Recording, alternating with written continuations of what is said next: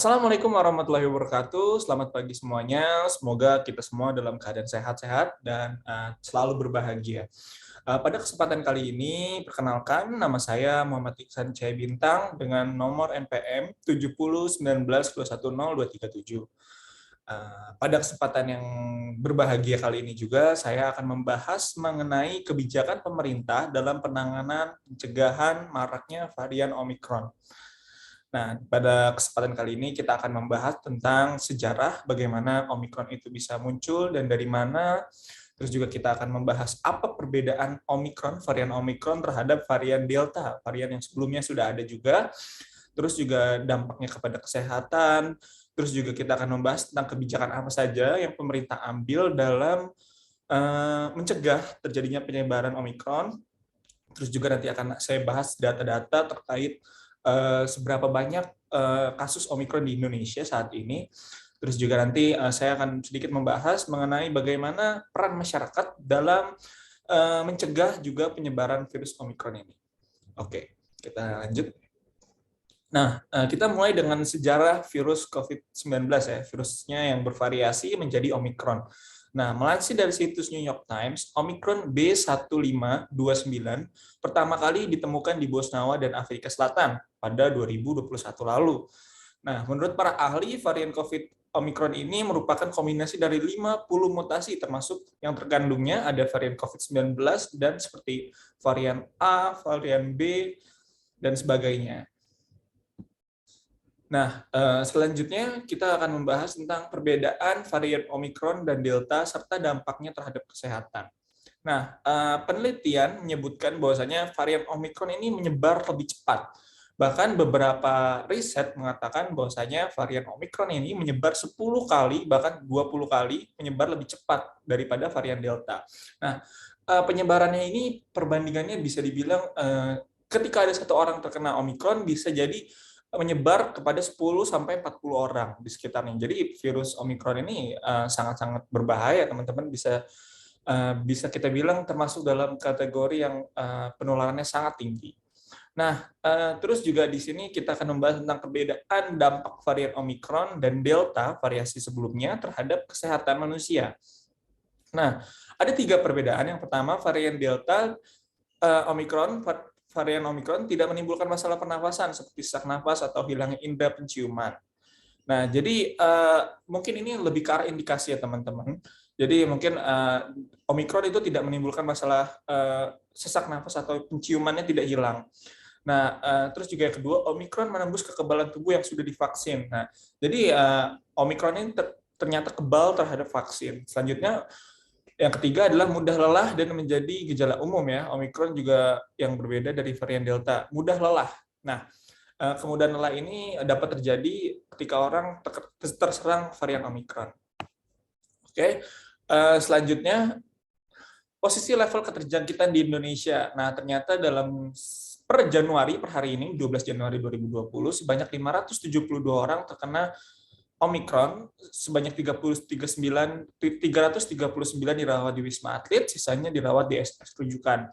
Dan sudah terdapat 7 daerah yang terdeteksi mengidentifikasi bahwa masyarakatnya terkena virus varian Omikron ini. Ada Jakarta, Malang, Bogor, Tangsel, Bandung, Surabaya, dan Medan. Ya, ada 7.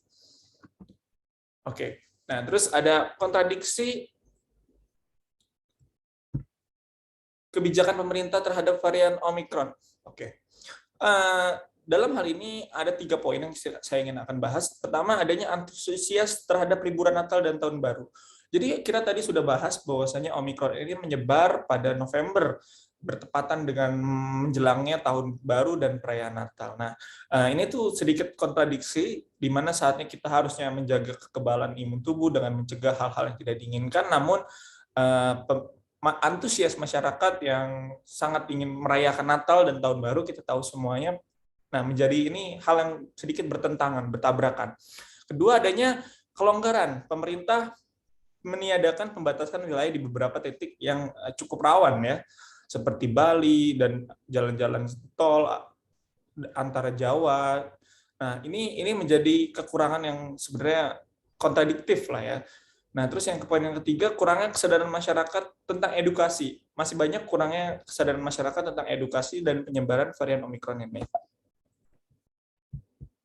Oke, selanjutnya penyebaran varian Omikron. Nah, berikut ini adalah sarana atau kritis, maksudnya tempat-tempat kritis yang dijadikan penyebaran Omikron itu sangat luas gitu.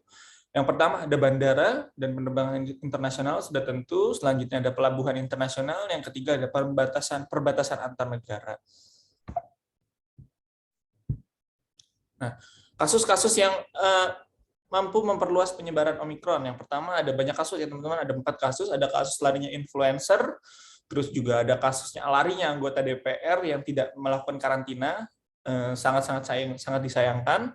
Terus juga banyaknya kasus tentang keramaian-keramaian di wilayah-wilayah seperti restoran, tempat makan, kafe.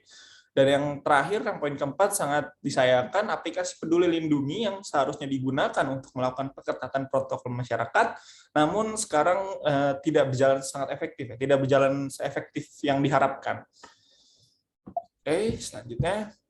Nah, kebijakan pemerintah dalam menanggulangi penyebaran varian.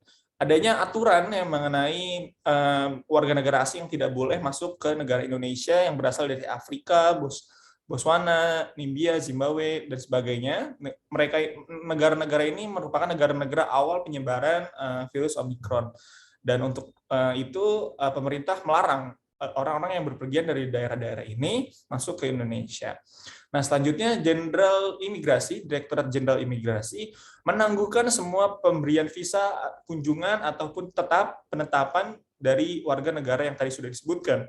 Jadi untuk yang mau masuk nggak bisa, yang dari sini mau keluar juga ditahan dulu. Seperti itu. Oke. Nah, selanjutnya peran masyarakat dalam mencegah varian Omikron, yaitu melakukan protokol kesehatan, tentu dimanapun kita harus tetap melakukan protokol kesehatan. Yang kedua, menghindari kerumunan, melakukan wajib karantina sesuai aturan, tentu mengadakan dan tidak menutupi jika mendapat indikasi atau gejala. Ini yang sangat penting ya teman-teman, kadang kita takut untuk melaporkan. Yang kedua, memahami dampak Omikron seperti yang teman-teman lakukan saat ini, itu merupakan satu langkah yang sangat baik. Dan yang terakhir, mendorong gerakan untuk mencegah adanya Omikron, terus melakukan gerakan-gerakan cepat untuk mendorong adanya pencegahan ini ya teman-teman.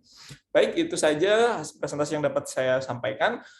Kurang lebihnya mohon maaf. Wabillahi taufiq wal hidayah. Wassalamualaikum warahmatullahi wabarakatuh. Tetap jaga kesehatan dan sampai jumpa.